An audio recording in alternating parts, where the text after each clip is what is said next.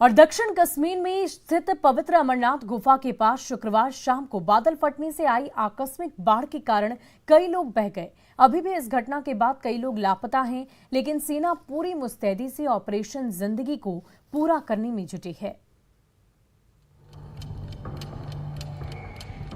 8 जुलाई शाम 5:30 बारिश के कारण बाबा बर्फानी के श्रद्धालु अपने अपने टेंट में थे। पवित्र गुफा से करीब 2 किलोमीटर दूर कि तभी आस्था के जलते दीपक पर आसमान से पानी वाला प्रहार हुआ और देखते ही देखते सब कुछ तबाह हो गया। तेज बहाव में आया पानी दर्जनों टेंटों को साथ बहा ले गया। बाढ़ के साथ 3 लंगर और 40 के करीब टेंट बह गए। यात्रियों में भगदड़ के साथ चीख पुकार मच गई।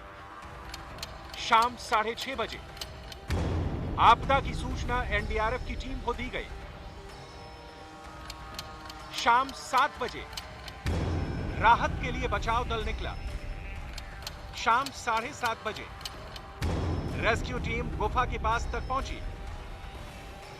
शाम 8 बजे रेस्क्यू ऑपरेशन शुरू हुआ।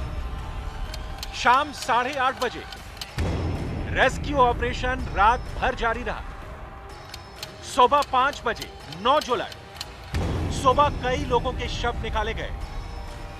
सुबह 7 बजे कई लोगों को सुरक्षित स्थान पर पहुंचाया। बारिश एकदम से जोर से बारिश चालू हो गई, उसमें वो लैंडस्लाइड वगैरह हो गया। उसमें सब ये मिलिट्री वालों ने और सीआरपीएफ के लोगों ने हमारे को शेल्टर में लेके गए और वहां से मदद करना चालू कर दिया। सुबह 8 बजे अमरनाथ गुफा के पास कुदरत का कहर कैसे बरपा, इसे डिटेल में समझाने के लिए आपको एनिमेशन के जरिए बताते हैं कि आखिर 8 जुलाई की शाम कैसे दर्शन के अभिलाषी मौत के मुंह में समा गए। अमरनाथ की गुफा समुद्र तल से 3800 मीटर की ऊंचाई पर है और इसके ठीक नीचे टेंट बनाए गए थे। एक टेंट में 4 से 6 लोगों के ठहरने की व्यवस्था है। बारिश की वजह से श्रद्धालु टेंट में ही थे। बादल फटने के साथ ही गुफा के सामने से नाले में पानी बेहिसाब भर गया। सैलाब गुफा के सामने श्रद्धालुओं के लिए बनाए गए टेंटों के बीचों बीच निकला और इस सैलाब की राह में जो कुछ भी आया सब दिन के सब बह गया। 5000 के करीब श्रद्धालुओं में कुछ दर्शन के लिए आ रहे थे और कुछ दर्शन करके वापसी पर थे। बम बम बोले के नारों के बीच बादलों की तेज गरज हुई, लेकिन किसी को पता नहीं था कि पवित्र गुफा से कुछ ही दूरी पर बादल फटने से टेंट साइड में सैलाब आने वाला है। श्रद्धालु दर्शन करने के बाद वापस लौटने की तैयारी कर ही रहे थे कि अचानक पानी बहने की तेज आवाज सुनाई देने लगी। पानी की एक बड़ी सी धार पवित्र गुफा की बाएं और ऊपर से नीचे की तरफ आई और देखते ही देखते सब कुछ सैलाब की भेंट चढ़ गया।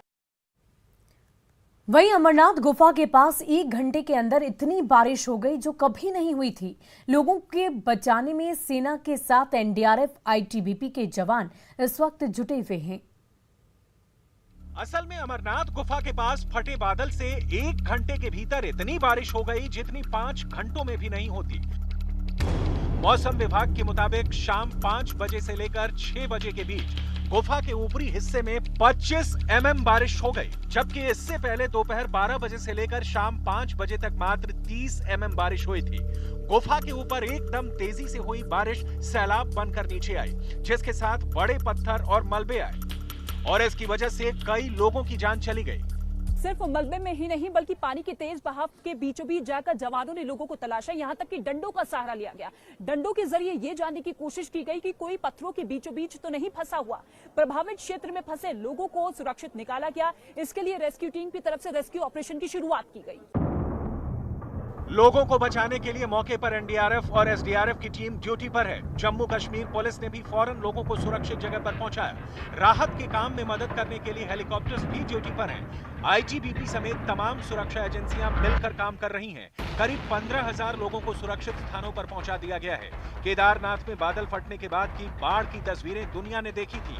अब ऐसा ही मंजर अमरनाथ में सामने आया। जो भी रिलीफ एंड रेस्क्यू ऑपरेशन है अभी भी चालू है।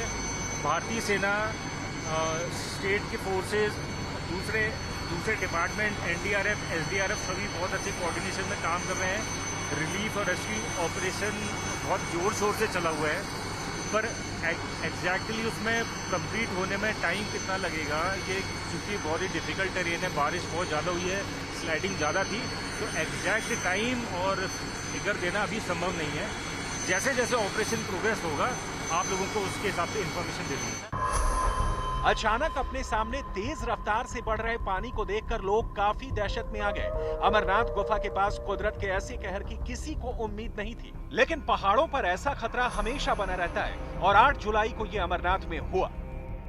अमरनाथ यात्रा के लिए सुरक्षा के बहुत अच्छे प्रबंध किए जाते हैं, लेकिन कुदरती कहर के आगे किसी की नहीं चलती है। जब पहाड़ों से हजारों गैलन पानी अचानक आया तो कोई उसके लिए तैयार नहीं था। जिसे जहां जगह मिली वो वहीं पर अपनी जान बचाने लगा। अमरनाथ की इस घटना ने एक बार फिर से केदारनाथ की याद ताज़ा की। ऐसी त्रासदी का दोबारा होना, और वो भी एक तीर्थ स्थल पर, बहुत ही खतरनाक कहा जा सकता है। असल में मैदानी इलाकों में बादलों को फैलने के लिए खुला आसमान मिलता है, इसलिए बारिश वाले बादल काफी बड़े हिस्से में बरसते हैं। लेकिन पहाड़ों पर अगर ज्यादा पानी वाले बादल जमीन के नजदीक आ जाएं, तो समझिए कयामत ही बरसने वाली है। यही अमरनाथ के आसपास पहाड़ों पर भी हुआ, जब बादल फटा और अचानक पानी तेज रफ्तार से नीचे आया। 12 सालों में अमरनाथ गुफा के पास बादल फटने की ये तीसरी घटना है। साल 2010 में भी गुफा के पास बादल फटा था, लेकिन तब भी कोई नुकसान नहीं हुआ था। 2021 में 28 जुलाई को गुफा के पास बादल फटने से 3 लोग इसमें फंस गए, जिन्हें बचा लिया गया था। इसमें किसी की जान नहीं गई थी। और अब 8 जुलाई 2022, जब कितनी जाने गई, इसका मुकम्मल आंकड़ा आना बाकी है। यहाँ ये समझना बहुत जरूरी है कि आखिर बादल फटना होता क्या है और कैसे इसमें लोगों की जान चली जाती है। असल में हम जिसे बादल कहते हैं वो भाप होती है। वही भाप आसमान में बहुत ऊपर जाकर ठंडी होती है तो ओस जैसी बूंदों में बदलने लगती है। ये ढेर सारी हल्की बूंदें आपस में जुड़कर बादल बन जाती हैं। अब बादल बनाने वाली ऐसी बूंदें हल्की हों तो हवा उनको ढकेल कर उड़ा ले जाती है। जब इनका वजन बढ़ जाता है तो बूंदों की बोझ की वजह से बादल नीचे आने लगते हैं। इसके बाद ये बूंदें धरती पर टपकने लगती हैं, जिसे हम और आप बारिश कहते हैं। लेकिन पहाड़ी इलाके में अक्सर बादल पहाड़ के करीब होते हैं। ऐसे में जब पहाड़ बारिश वाले बादलों का रास्ता रोककर खड़े हो जाते हैं और फिर एक समय ऐसा आता है कि 5-10 किलोमीटर के दायरे में फैले बादलों का सारा पानी कुछ मिनट या ज्यादा से ज्यादा घंटे भर में जमीन पर गिर जाता है। 2-4 किलोमीटर के दायरे में करोड़ों लीटर पानी कुछ मिनट में बरस जाता है। इसे ही बादल फटना कहा जाता है। अमरनाथ की त्रासदी में कितने लोगों की मौत हुई, कितने लापता हैं, इसका सही हिसाब तो रेस्क्यू ऑपरेशन खत्म होने के बाद ही लगाया जा सकता है। लेकिन फिलहाल जो हालात हैं वो ये बता रहे हैं कि मैनेजमेंट चाहे जितना कुशल और सक्षम हो, आपदा के सामने सब कम पड़ जाता है। और फिलहाल के लिए इस बुलेटिन में इतना ही। खबरों का सिलसिला लगातार जारी है।